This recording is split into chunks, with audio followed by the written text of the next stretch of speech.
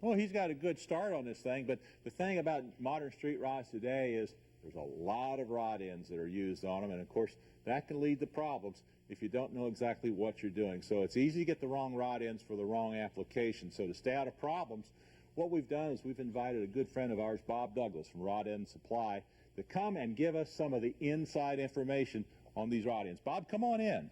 Hi guys, Welcome. how are you doing? Doing good, man. How you doing? Man. So I know you've taken a look at this. What have you seen so far? Well, I've kind of looked over the chassis some. I think there's some improvements that probably could be made, especially on the rear end. Okay, Bob, let's take a look. Tell me what you found over here. Well, I can see some economy two-piece rod ends that are used back here on this four-link suspension, and quite frankly, we can update that with our nylon fiber injection molded race. The economy two-piece has a tendency to loosen up, then they rattle, they make noise. The biggest problem is once they start loosening up, it lets the rear end move around, causes tire wear.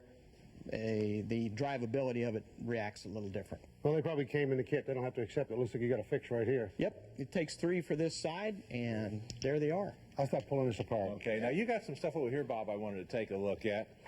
Certainly, I've always wanted to know how you make these things, and this looks like the progress here. Our particular style of rod end starts off first with what we call the lollipop made on a screw machine. Then it is milled the flats. Then we come back and machine the inner race of the rod end itself. We put the threads on, we cut the slot, and then from there the ball is inserted, and then we injection mold our red nylon fiber material in the slots. There's no lubrication of the part. It doesn't beat out like a Teflon liner. It doesn't get loose and rattle. So they're self-lubricating, so that's not an issue. Now, I know a lot of guys have an alignment problem. You got a fix for that. Yes. What we have done is we've made stainless steel high misalignment spacers, which actually neck the ball down. And therefore that allows a lot more angularity of the rod end. These are used primarily a lot of cases in off-road racing, rock crawlers, and this type of thing. Where you got a lot of movement there. A lot of I'll tell you what, you've got something that'll fix about everything, and if you're getting ready to put rod ends in your street rod or hot rod or your race car, the best thing to do is get a hold of these guys, tell them what you're doing, and they'll show you what you need to have in order to make your car handle well and be safe. Let's see how Sam's getting along.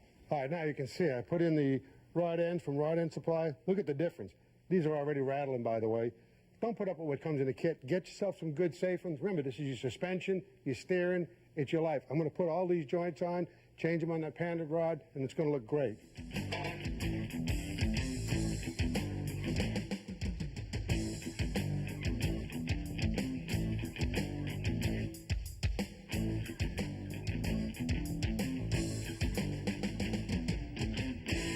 All right, now we've got all our nice RodEnd Supply joints in there. Look at how nice those look. Made a high-quality street rod even better. And Bob, I tell you, it really cleaned up the back here. It's going to give a lot more secure ride, won't it?